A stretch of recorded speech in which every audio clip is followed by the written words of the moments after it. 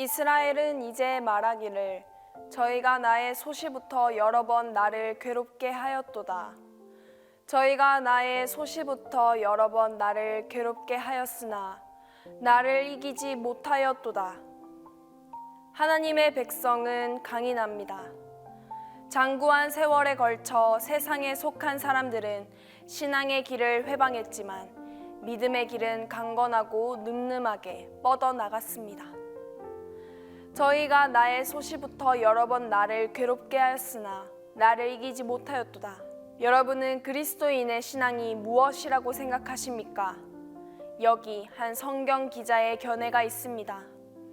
그는 주 앞에서 자라나기를 연한 순 같고 마른 땅에서 나온 줄기 같아서 그는 멸시를 받아서 사람에게 실어 버린 바 되었으며 강고를 많이 겪었으며 질고를 아는 자라 마치 사람들에게 얼굴을 가리우고 보지 않음을 받은 자 같아서 멸시당하였고 이렇듯 볼품없고 미약한 시작에서 무엇을 기대할 수 있겠습니까? 그러나 결과를 보십시오. 그가 그 씨를 보게 되며 그 날은 길 것이요 또 그의 손으로 여호와의 뜻을 성취하리로다. 믿음의 사람의 날은 모든 압제자의 날보다 길 것입니다. 믿음은 오래 갑니다. 예수님의 경우도 그러했음을 상기할 수 있습니다. 예수님의 공생애는 40일간의 광야 시험으로 시작해서 겟세마네와 예루살렘에서의 결코 잊을 수 없는 시험과 순환의 밤으로 끝났습니다. 그렇듯 안팎으로 가차없고 무자비한 폭력을 경험한 자가 어디 또 있을까요? 처음에는 공생의 궤도에서 이탈하게 하기 위한 교묘한 시도가 있었습니다. 출세의 암시로 가장된 유혹 또는 순진하고 순수하게 사역을 시작하신 예수님을 돕겠다는 선한 의도를 이용한 시험들도 있었습니다. 그러다 끝내 모든 시험이 수포로 돌아가자 그분의 육신은 형장으로 끌려갔고 잔인무도한 형이 가해졌습니다. 그러나 우리가 알고 있는 진짜 결말은 이렇습니다. 상상을 초월한 온유와 비길 데 없는 평정 그리고 부활 어느 것도 그의 길을 막을 힘이 없었습니다. 잘못 들어선 길이라는 확신을 주지 못했습니다. 진득함, 인내, 불굴 믿음의 길은 한 세기를 풍미하다 다음 세기에는 증발되고 마는 일시적 유행이 아닙니다. 그것은 역동하는 길이요 철저히 검증된 길입니다. 시편 129편에는 통쾌하고도 실감나는 상세한 묘사로 흥미를 유발하는 구절이 있습니다. 여호와께서는 의로우사 악인의 줄을 끊으셨도다. 이 문장의 정황은 바로 앞 구절에 있습니다. 박하는 자가 내 등에 갈아 그 고랑을 길게 지었도다. 팔다리를 뻗고 엎드려 있는 믿음의 사람 이스라엘의 모습을 그려보라. 적들은 소를 몰고 이스라엘의 등은 긴 고랑을 파고 있습니다.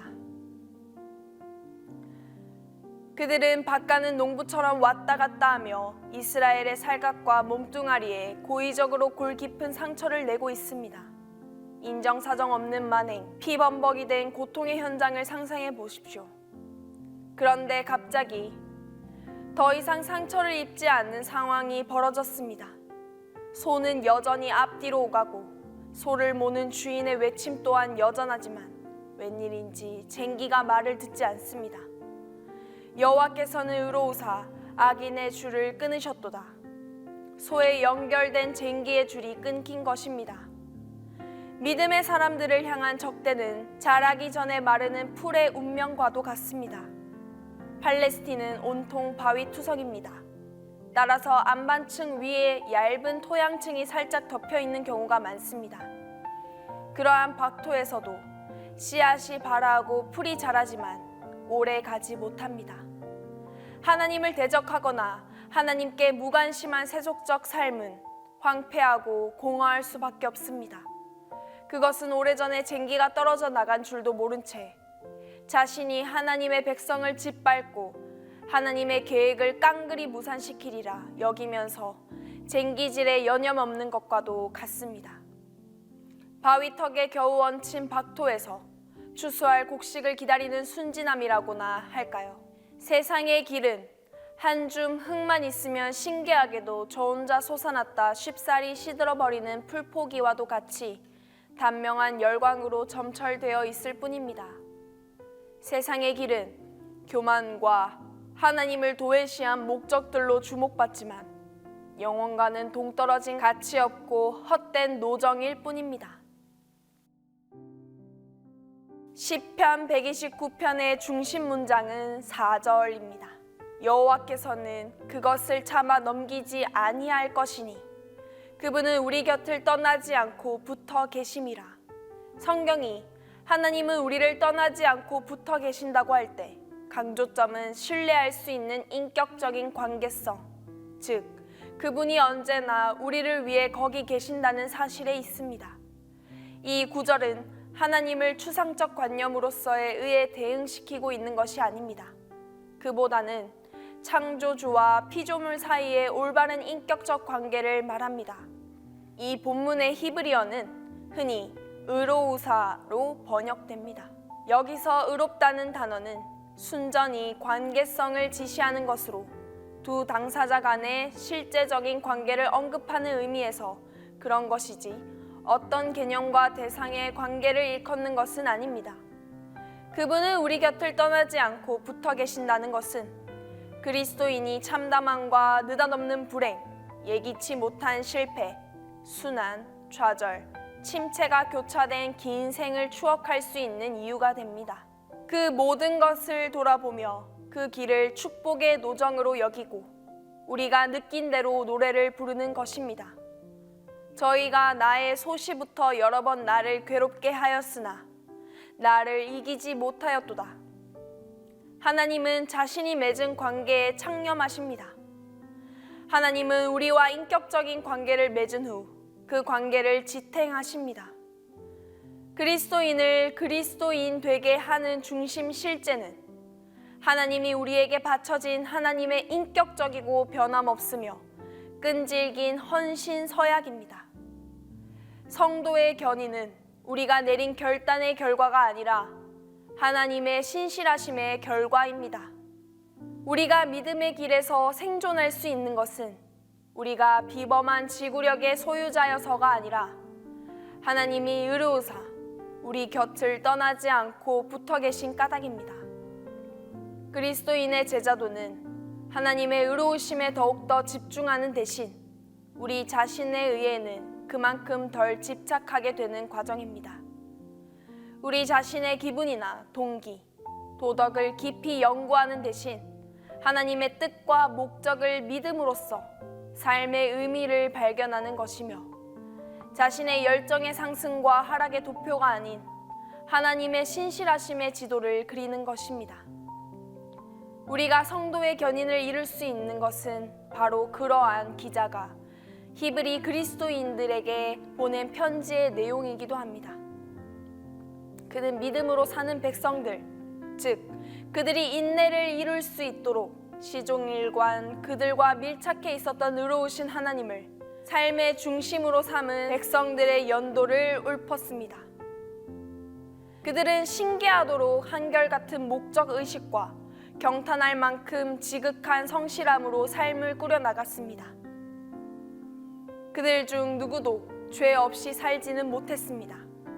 그들은 모두 저마다 실수를 범했고 불순종과 반항한 에피소드를 갖고 있습니다. 그러나 하나님은 그들이 하나님께 붙어 떨어지지 않을 수 있는 법을 배울 수 있도록 변함없이 확실하게 그들에게 밀착해 계셨습니다. 그러한 연도 속에 다음과 같은 부르심이 나옵니다. 그러므로 우리에게 구름같이 둘러싼 허다한 증인들이 있으니 모든 무거운 것과 얽매이기 쉬운 죄를 벗어버리고 인내로써 우리 앞에 당한 경주를 경주하며 믿음의 주요 온전케 하시는 예수를 바라봅시다. 히브리서의 수신자였던 초대 그리스도인 중에서도 분명 사는 게 너무 힘들었다고 불평하는 이들이 있었습니다. 그들은 더 이상 버텨낼 힘이 없었습니다. 그들로서는 그들이 원하는 것을 주지 않는 하나님을 섬기고 갓난아이들이 죽거나 선량한 사람들이 고난당하도록 내버려두는 하나님을 신뢰하면서 결코 본 적이 없는 하나님을 믿고 산다는 것이 아무 소용없게 느껴졌습니다. 본문에 실린 목회자의 설교는 그들의 현실을 위한 진지한 질책이었습니다. 너희가 피곤하여 낙심치 않기 위하여 죄인들의 이같이 자기에게 거역한 일을 참으신 자를 생각하라. 불평을 멈추십시오. 순례의 노정을 바라보며 우리가 어디로 왔고 어디를 향해 가고 있는지 살펴보십시오. 그리고 저 위에 대한 찬양 후렴을 따라해 보십시오.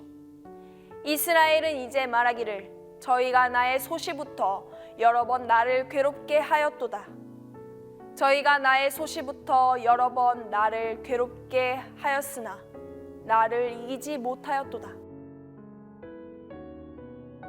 그리스도인의 신앙은 우리 곁을 떠나지 않고 머물러 계신 하나님, 곧 의로우신 하나님 안에서의 삶의 중심을 발견하는 것입니다.